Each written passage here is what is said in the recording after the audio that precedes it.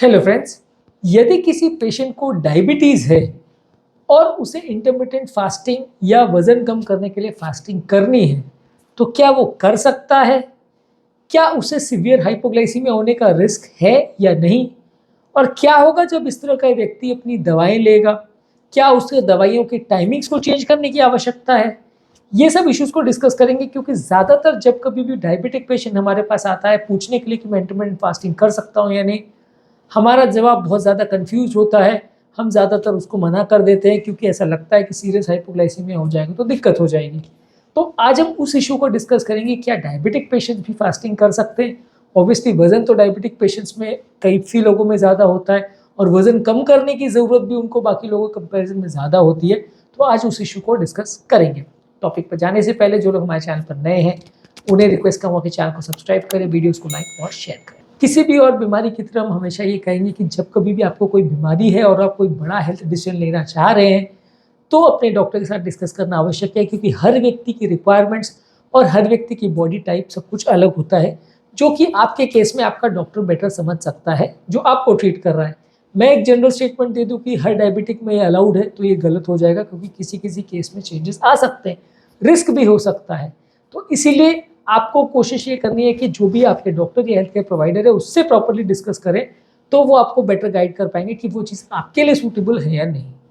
Second चीज़ ये है कि आपको एक सूटेबल फास्टिंग टाइमिंग देखना पड़ेगा, एक सूटेबल फास्टिंग मेथड देखना पड़ेगा, क्योंकि हर जो स्टैंडर्ड रेजिमेंट जो बाकी लोग के लिए फॉलो होता है, जैसे कई लोग ऑल्टरनेट डे रेजिमेंट करते हैं, कई लोग हफ्ते में 2 दिन नहीं खाना है, या कई लोग हफ्ते में 3 दिन नहीं खाना है, कि तो कोई लोग 16 घंटे 18 घंटे का फास्ट करते हैं।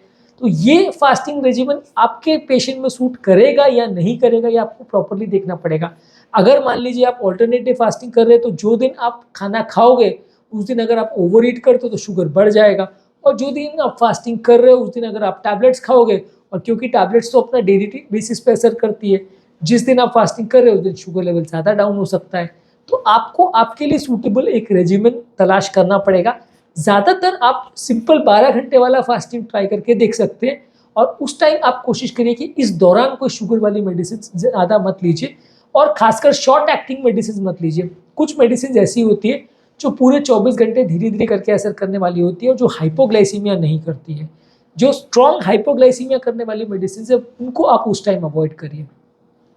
कुछ मेडिसिन मतलब जिनका इफेक्ट ये है कि 2-4 घंटे में बहुत सीवियर शुगर डाउनफॉल करती है और 4-6 घंटे में उनका इफेक्ट चला जाता है, जैसे कि खासकर सल्फोनाइल, ग्लिमिप्राइड, गिल्बेनक्लेमाइड, इस तरह की मेडिसिन जो है, ये आपकी शुगर लेवल जल्दी ड्रॉप करती है। तो ये मेडिसिन को आप उस टाइम पे अवॉइड करिए जब आप फास्टिंग कर रहे हो, क्योंकि उस समय तो आप खाना खाने नहीं वाले, और यदि आपने उस टाइम पे शुगर की मेडिसिन ली तो शुगर जल्दी ड्रॉप हो जाएगा।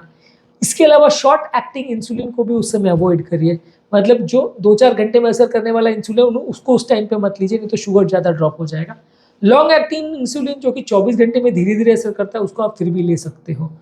अपने डाइटिंग शेड्यूल्स को धीरे-धीरे करके बढ़ाइए, यानी कि पहले आप 8 घंटे का फास्टिंग करिए, ये देखिए कि नींद के समय, सोते समय हाइपोग्लाइसीमिया तो नहीं होता है। फिर उसको 10 घंटे करिए, फिर 12 घंटे करिए, धीरे-धीरे करके 1-1 महीने में शुगर लेवल्स के हिसाब से कंटिन्यूअस आपकी कंडीशन को देख के हाइपोग्लाइसीमिया के एपिसोड्स हो रहे हैं या नहीं हो रहे हैं, ये सब चीज़ों को देख के आपका फास्टिंग को बढ़ाइए। एक बार में सीधे ही आप डायबिटिक हो और आपका शुगर लेवल्स बहुत फ्लक्चुएट करता है, आप सीधे 16-18 घंटे का फास्टिंग करते हो, तो आपके लिए थोड़ा रिस्की हो सकता है, आपकी बॉडी इसको टॉलरेट ना करे, ऐसा हो सकता है, खासकर जब आपकी बॉडी में बहुत स्ट्रॉन्ग मेडिसिन चल रही हो तो। इसके अलावा जिन लोगों को भी शुगर के बहुत फ्लक्चुएशंस होते हैं, कुछ लोग जिनको ब्रिटल डायबिटीज़ होती है, जिनका शुगर 200 चला जाता है, फिर 80 चला जाता है, फिर 250 चला जाता है, फिर 70 चला जाता है, बहुत ज़्यादा फ्लक्चुएटिंग जिन लोग का डायबिटीज़ होता है, बहुत कम केसेस में होता है, ऐसा सब केस में नहीं होता है, उन लोग को अवॉइड करना चाहिए, क्योंकि वैसे केसेस में आप कोई भी फास्टिंग रेजिमेन अगर प्रॉपर्ली करोगे तो आपको सही से मैनेज करना मुश्किल पड़ेगा। जिनका रेगुलर डायबिटीज़ है, जिसमें कंट्रोल करना इतना मुश्किल नहीं है, और जिनका रेगुलर डायबिटीज़ है जहाँ इतना फ्लक्चुएशंस नहीं आ रहे हैं, वहाँ आपको इतना दिक्कत नहीं आएगा। पर जहाँ बहुत ज़्यादा फ्लक्चुएशंस आ रहे हैं, वहाँ काफ़ी चांसेस है कि आप सडन हाइपोग्लाइसीमिया में जाएंगे, सडन हाइपरग्लाइसीमिया में जाएंगे, इससे आपको थोड़ा दिक्कत आएगी। नेक्स्ट इंपॉर्टेंट टिप है कि एक्सटेंडेड फास्टिंग स्पेल्स को मत करिए। कई लोग इंटरमिटेंट फास्टिंग में 2 दिन का फास्टिंग, 3 दिन का फास्टिंग, सिर्फ पानी का फास्टिंग, ऐसा भी करते हैं, वैसी चीज़ें मत करिए। यदि आप एक्सटेंडेड फास्टिंग करते हैं और आपको डायबिटीज़ है, और खासकर तब जब आप स्ट्रॉन्ग मेडिसिन पर हैं और रेगुलर ले रहे हैं मेडिसिन, तो आपको दिक्कत हो जाएगी। नेक्स्ट इंपॉर्टेंट टिप है कि शुगर को रेगुलर मॉनिटर करिए। यदि एक्चुअल में आपको लग रहा है कि शुगर लेवल्स बहुत ज़्यादा ड्रॉप हो रहे हैं तो फिर उस समय की मेडिसिन को स्किप कर दीजिए या डॉक्टर से पूछ करके अपने डोज को कम कर दीजिए। ऑब्वियसली जैसे जैसे आप फास्टिंग करोगे आपका बॉडी का वेट कम होगा, बॉडी की इंसुलिन की रिक्वायरमेंट्स और टैबलेट की रिक्वायरमेंट्स भी कम हो सकती है। तो इस तरह के पेशेंट्स में आपको मेडिसिन वैसे भी कम करनी ही पड़ेगी। तो डॉक्टर के साथ एक बार डिस्कस कर लीजिए कि सर मैंने फास्टिंग करी, मेरा शुगर लेवल इतना आ रहा है, मिनिमम इतना जा रहा है, मैक्सिमम इतना जा रहा है, फास्टिंग के दौरान मिनिमम इतना जा रहा है, तो कौन सी दवाइयों को एडजस्ट किया जा सकता है, किसके टाइम को आगे पीछे किया जा सकता है, किसके डोज को कम ज़्यादा किया जा सकता है, वो आप डॉक्टर के साथ एक बार प्रॉपर्ली डिस्कस कर लिया, उसको रिव्यू भी करिए। ऐसा नहीं कि आपने आज दिखा दिया और फिर 2 साल के बाद जब वजन पहले 100 किलो था फिर सीधा जब 50 पे आ गया तब पहुंचे डॉक्टर के पास, अब अभी तो 50 हो गया, अभी क्या करना है। तो वैसा मत करिए, आप एटलीस्ट हर 1-2 महीने में उसको बताते रहिए कि अभी इतना हुआ वजन, अभी ये हुआ, अभी ये प्रॉब्लम हुई, अभी शुगर कम हो रहा है, अभी ज़्यादा हो रहा है, अभी ये इश्यूज़ आ रहे हैं मेंटेन करने में। तो वो सारे इश्यूज़ को रेगुलर बेस डिस्कस करते रहेंगे तो प्रॉब्लम्स होने का चांस कम रहेगा। आप अगर रैंडमली 2 साल के बाद डॉक्टर के पास पहुँचोगे तो इस दौरान कई बार आपको सिवियर सडन हाइपोवायरल या हाइपरग्लाइसीमिया या इस तरह के साइड इफेक्ट्स हो सकते हैं। इसके अलावा आप पानी ज़्यादा मात्रा में पीना है। ज़्यादा मात्रा में पानी पीने से बॉडी में थोड़ा शुगर लेवल्स के फ्लक्चुएशन भी कम रहते हैं और मेडिसिन का या चीज़ों की टॉक्सिसिटी होने के चांस भी कम रहते हैं। नेक्स्ट इंपॉर्टेंट टिप है कि मेडिसिन के टाइमिंग के लिए थोड़ा कॉशियस रहिए। कौन से टाइमिंग पे आप मेडिसिन ले रहे हैं और वो कौन सी मेडिसिन है, वो कितने घंटे असर करती है, ये पहले से पूछ करके रखिए। जो शॉर्ट एक्टिंग और फास्ट एक्टिंग स्ट्रॉन्ग मेडिसिन है उनको फास्टिंग के टाइम अवॉइड करिए। जो लॉन्ग एक्टिंग मेडिसिन है उनको जो टाइम डॉक्टर ने लिखा है प्रॉपरली पहले तो डिस्कस करके एडजस्ट कर लीजिए। डॉक्टर को बताइए कि मैं फास्टिंग करने वाला हूँ, उसके बाद डॉक्टर आपको मेडिसिन एडजस्ट करके देंगे, उसके बाद आप उसको प्रॉपरली फॉलो करिए। उसमें रैंडम कुछ मत करिए कि सुबह की मेडिसिन रात को, रात की मेडिसिन सुबह को, ये सब मत करिए। जो मेडिसिन आपको डॉक्टर ने बोला है, जिस टाइम पे बोला है, बशर्ते डॉक्टर ने उसको प्रॉपरली प्लान किया हो। अब कई बार आप रैंडम किसी के पास भी चले जाते हो जिसको फास्टिंग का कॉन्सेप्ट ही नहीं पता है या जिसको फास्टिंग कैसे मैनेज करना है वो नहीं पता है, तो फिर गलतियाँ होंगी। पर अगर कोई अच्छा डायबिटोलॉजिस्ट है या अच्छा फिजिशियन है या अच्छा कार्डियोलॉजिस्ट है या कोई भी एंडोक्राइनोलॉजिस्ट है, वो आपको प्रॉपर उसको एडजस्ट करके देंगे और उसको टाइमिंग को आपको प्रॉपर मैनेज करना है। नेक्स्ट इंपॉर्टेंट चीज़ है कि बैलेंस्ड मील्स खाइए। आपको संतुलित आहार लेना है और ज़्यादा उसमें साग सब्जी, प्रोटीन्स और इस तरह की चीज़ें लेनी है तो शुगर फ्लक्चुएशंस कम होंगी। यदि आप ज़्यादा शुगर की और ज़्यादा रिफाइंड कार्बोहाइड्रेट्स लेंगे तो शुगर फ्लक्चुएट ज़्यादा होगा, डॉक्टर को मैनेज करना मुश्किल होगा। नेक्स्ट इंपॉर्टेंट टिप है कि सिम्टम्स जो भी आ रहे हैं उससे प्रॉपर सजग रहिए, अवेयर रहिए और जब कभी भी प्रॉब्लम आए तुरंत डॉक्टर को डिस्कस करिए कि ये प्रॉब्लम आ रही है। यदि आप सिम्टम्स को प्रॉपरली मॉनिटर और मेंटेन करेंगे तो प्रॉब्लम्स कम आएंगी। कुछ ध्यान नहीं रखेंगे तो सडन हाइपो होगा और फिर मैनेज करना मुश्किल होगा। नेक्स्ट इंपॉर्टेंट टिप है कि फास्टिंग के रेजिमेंट को और दवाइयों के डोजेस को, खाने के शेड्यूल्स को एडजस्ट करते रहिए।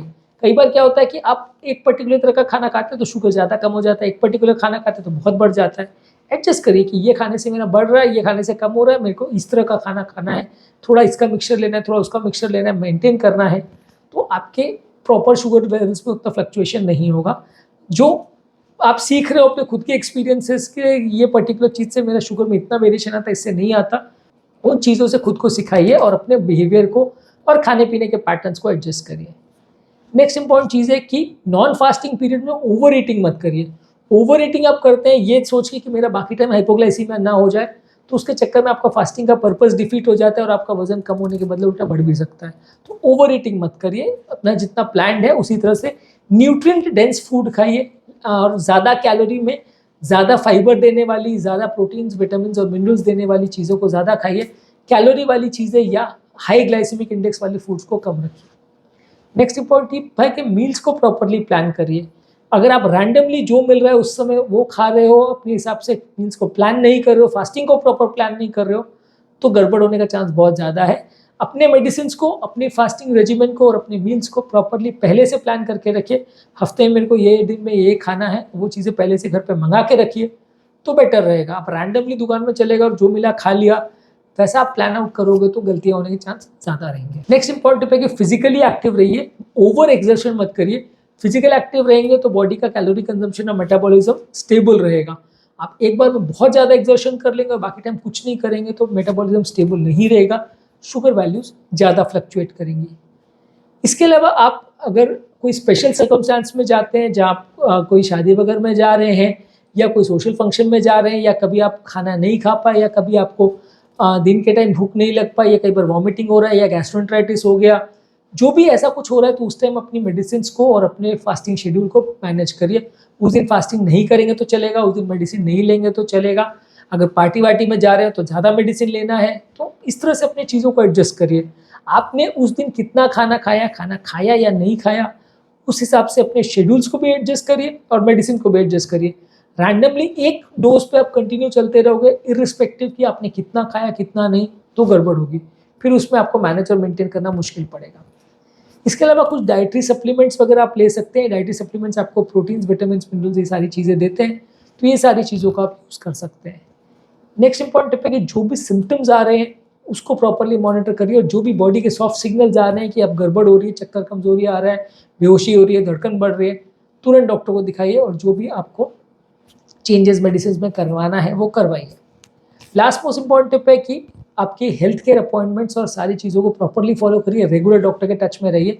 डायबिटिक पेशेंट्स बहुत हाई रिस्क ग्रुप है इंटरमिटेंट फास्टिंग के लिए, वहाँ गलती होने का चांस काफ़ी ज़्यादा है और गलतियों में प्रॉब्लम्स होने का चांस भी काफ़ी ज़्यादा है। तो रेगुलर अपने डॉक्टर के साथ टच में रहेंगे तो आप फास्टिंग कर पाएंगे, अच्छे रिजल्ट्स भी ले पाएंगे। पर अगर आप रैंडमली कुछ भी करेंगे, एराटिक बिहेवियर करेंगे, ना डॉक्टर के साथ डिस्कस करेंगे, ना डाइटिशियन से डिस्कस करेंगे, तो गलतियां होने का चांस ज़्यादा होगा और आपको प्रॉब्लम्स होने का चांस भी ज़्यादा होगा। उम्मीद करूँगा कि आज के टॉपिक में कुछ नई बातें जानने को मिली होगी। जो लोग हमारे चैनल पर नए हैं उन्हें रिक्वेस्ट करूँगा कि चैनल को सब्सक्राइब करें, वीडियोज़ को लाइक और शेयर करें।